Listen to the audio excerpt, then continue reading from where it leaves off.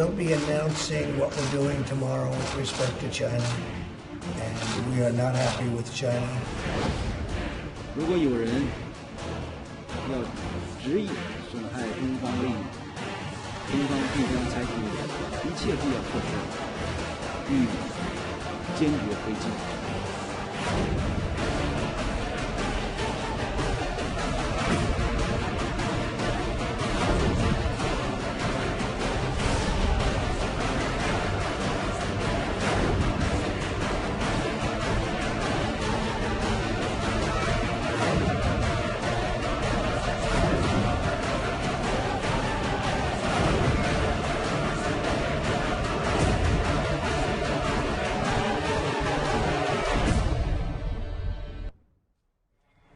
예. 먼저 이 얘기입니다. 모두 잠든 야심한 밤에 경북 성주의 사드 기지에 군 차량이 줄지어 들어가면서 한 차례 소동이 벌어졌습니다. 국방부와 주한미군이 사드 기지에 장비를 반입하기 위해서 기습적인 수송 작전을 벌였기 때문입니다.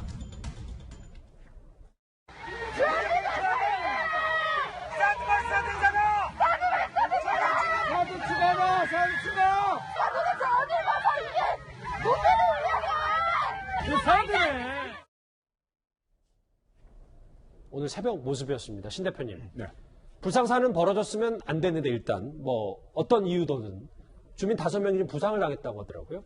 네, 이제 새벽에 기습적으로 사드 장비가 이제 들어왔는데 차량 보시다시피 대형 트럭에 다 실려서 한 12대의 차량에 분승이 되어서 들어옵니다. 여기에는 뭐 여러 가지 데이터 링크 장비라든지 어떤 국방부에서 미사일이라고 하고 있는데 그 미사일 탄이라든지 이런 그 장비 그리고 이제 이 막사가 굉장히 지금 가금물로 이렇게 오랫동안 생활하고 있기 때문에 그 개보수하는 어떤 장비들 이런 것들이 들어오는데 이런 그 충돌을 방지하기 위해서 새벽에 진입을 했는데 어떻게 알았는지 주민들 그리고 운동가들이 그렇게 와서 반대 시위를 하다가 한 5명 정도 부상을 입었다고 합니다. 우리 군의 기본적인 설명은요, 이 사드 기지 주변 시설이 꽤 낡았기 때문에 여러 장비들을 교체할 수밖에 없었다. 이런 설명입니다.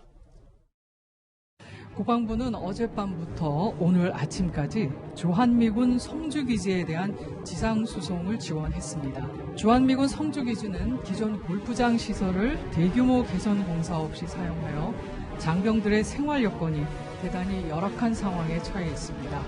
이에 일부 시설물 개선 공사와 사드 체계 일부 장비의 성능 보장 및 안전성 확보를 위해서 노후 장비 교체가 필요한 상황입니다. 군 당국의 설명처럼요, 신 대표님. 네. 정말 100% 모든 장비가 너무 낡아서 노후화 때문에 교체했다 이렇게 받아들여도 되는 거죠? 저는 제가 전문가로서 거짓말을 해서는 안 되고 저는 그 노후 장비라기보다는 신형 장비를 업그레이드를 하지 않았나라고 생각을 합니다. 잠시만요. 그러니까 군 설명과는 조금 다른 속내가 있을 거라는 저는 말씀. 그렇게 생각합니다. 왜냐하면은 3년 만에 노후 장비다라고 이야기한다는 것은 사실은 이 수천억 원 또 한 개 포대에 한 1조 원이 넘는 저 가격의 포대의 내구성이 3년 만에 교체해야 될 정도면 그건 뭐 그 정도 가격을 받아서는 안 되죠. 그렇기 때문에 저것은 이제 업그레이드. 왜냐하면 미군이 애초에 이 사드를 배치를 할 때 이 사드에 대한 업그레이드 계획이 2단계에 걸쳐서 업그레이드 계획이 있었어요. 예. 그래서 작년 연말에 이미 이 사드 현재 이 성주에 있는 사드하고 주한미군의 패트리어트 미사일 있지 않습니까?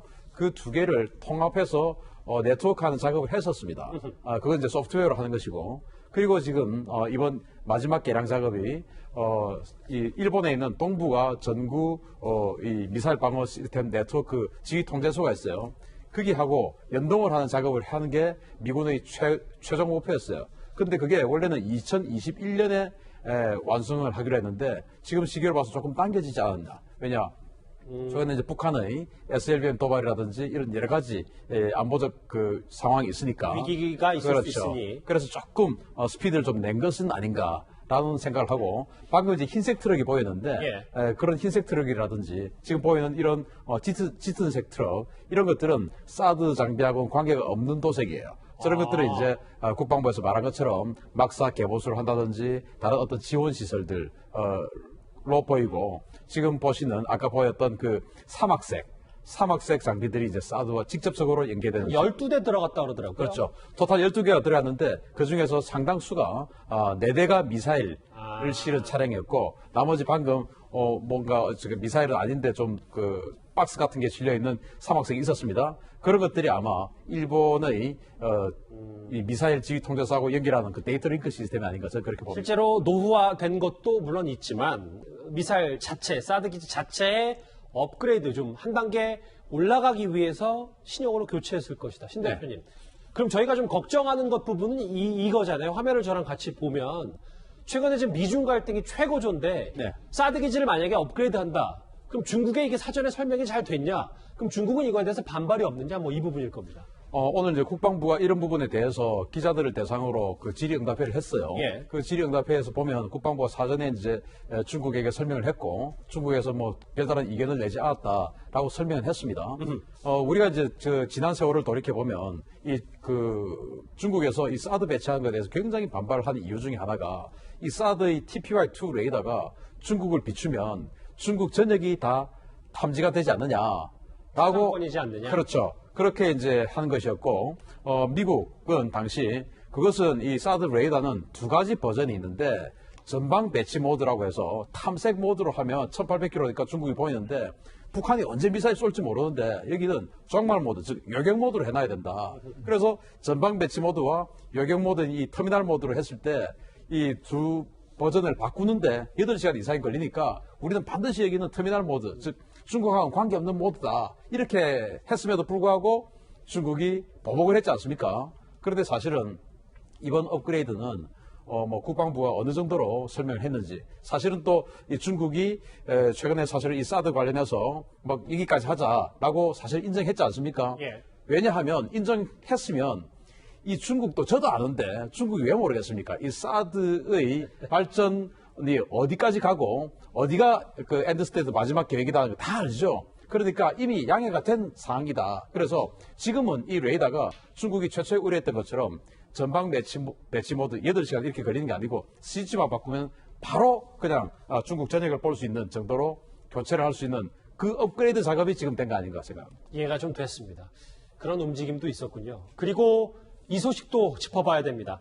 중국이 당초 계획대로 이 반정부 시위대를 엄벌하는 이른바 홍콩 국가보안법 제정을 밀어붙였습니다. 미국은 이에 맞서서 고강도 군사적 움직임까지 예고했습니다. We'll be announcing what we're doing tomorrow with respect to China. All over the world is suffering. We're not happy. 얼마나 지금 미중 간의 갈등이 첨예하냐면 뭐 오늘 한 신문에 뭐 제목도 있고요. 미 해군 전함이 남중국해 자유항행 이게 무슨 뜻입니까? 좀 설명을 해주세요. 항행의 자유라고 해가지고 어떤 선박이든지 바다는 항해를 할 수 있는 그런 권리와 자유가 있다라는 것이거든요. 그래서 중국이 지금 이제 이번에가 그 우디섬이라고 하는 그 영어로는 그렇고 중국어로는 융싱다오라고 해요. 원래는 베트남이 실효적 지배를 하고 있었습니다. 이제 베트남과 중국이 이 권리 분쟁을 하고 있는 그런 곳인데 1974년에 당시 월남전을 할 때 미군이 철수했지 않습니까? 그 이전에. 예. 그리고 나니까 미군이 지켜주지 않으니까 중국이 바로 미군이 없는 틈을 타서 저 베트남, 당시 남베트남이었어요. 실효적 지배를 하고 있던 저 융싱다오 파라셀 군도를 다 뺏어버렸어요. 전투가 벌어졌습니다. 그렇게 해서 베트남 바로 앞에 있는데 베트남으로서 굉장히 사실은 우리가 만약에 일본에게 독도를 실효적 지배하고 있는데 독도를 뺏긴 거나 마찬가지 상태였어요. 거기를 지금 미국이 알레이버급 이지스함을 보내서 바로 그 영해라고 중국이 영해라고 주장하는 그 안으로 군함을 집어넣은 겁니다. 그렇게 해서 이거 믿을 것 땅 아니야 라고 해줬으니까 아마 이건 베트남을 지금 미중 간에 좀 패권 경쟁 아주 고조가 되고 있고 지금 이 동아시아 국가들에게 중국 편에 설래 미국 편에 설래 맞아요. 결정해라 지금 이 상황 아닙니까? 그래서 베트남을 확실히 끌어들이기 위해서 대단한 서비스를 하자는 거나 생각합니다. 하나만 더 질문을 할게요. 신 대표님. 화면을 보면 중장거리 미사일들을 이 중국 인근에 다 배치한 게 결국은 언제든 결심만 하면 군사적으로 압박할 수 있다. 오히려 이게 아까 얘기했던 항행, 네. 이 자유항행 이것보다 좀 더 의미심장하다는 분석도 있습니다. 항해의 자유는 그동안 쭉 하고 있었는데 정말 특이한 것이 미 상원에서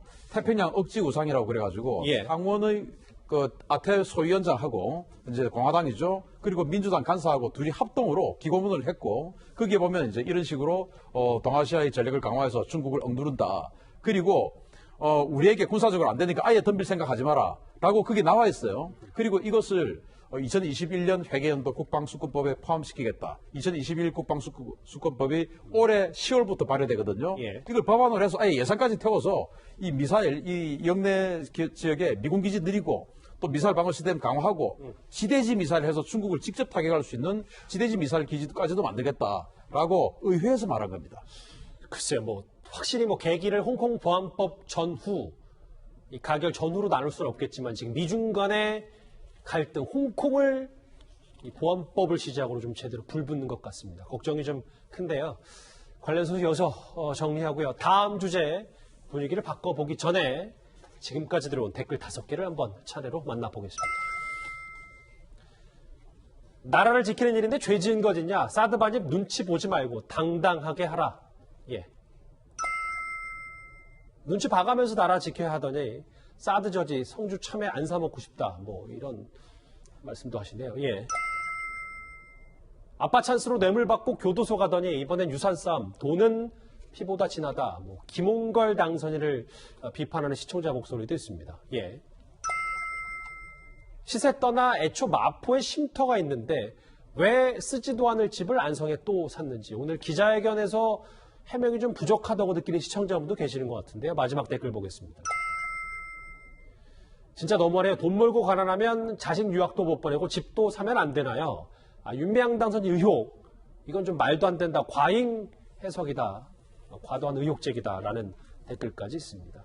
오늘 댓글 5개 감사드립니다. 바로 이어서 뉴스탑10이 꼽은 10가지 소식 말고도 어떤 이슈가 인터넷상에 있는지 실시간 검색을 한번 보겠습니다. 맞아요. 윤미향 당선인 기자회견이 오늘 가장 위에 올라와 있고요. 공적 마스크 오부제 폐지 얘기도 지금 코로나 맞물리면서 얘기가 나와 있습니다. 이규빈, 뭐 누군지 기억을 하실지 모르겠습니다만 하트 시그널 2에서 꽤 인상적인 활약을 했던 출연자가 오늘 한 정책방송 사무관에 임명이 되면서 많은 화제가 됐습니다. 관련 소식 여기까지 정리하겠습니다. 다음 주제 코로나 속보로 넘어갑니다.